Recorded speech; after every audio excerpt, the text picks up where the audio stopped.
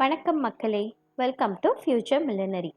பொதுவாக நம்ம சின்ன வயசுல இருந்தே ஒரு மித்தை பிளைண்டாக நம்பிட்டு இருப்போம்.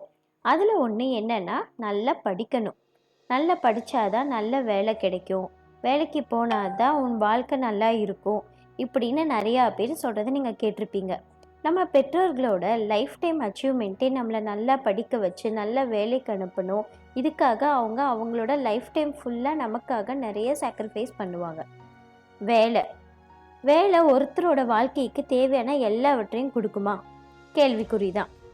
இந்த உலகத்தில் இருக்கிற ஒவ்வொரு மனிதனும் ஒரு திறமை, அந்த திறமைக்கு ஏற்ற மாதிரி ஒரு வேலை, அந்த வேலைக்கு ஏற்ற மாதிரி ஒரு சம்பளம். இங்கே நிறைய பேருக்கு திறமைக்கேற்ற வேலை கிடைக்கிறது இல்லை, சரியான சம்பளமும் கிடைக்கிறது இல்லை.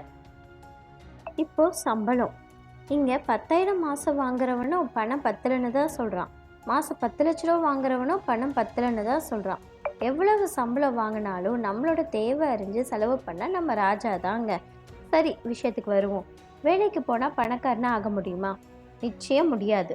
ஒரு வேலையை நல்லா கற்றுக்க வேணால் வேலைக்கு போகலாம், ஆனால் வேலைக்கு போனால் பணக்காரனாகலாம் அப்படின்னு சொல்கிறது முட்டாள்தனம்.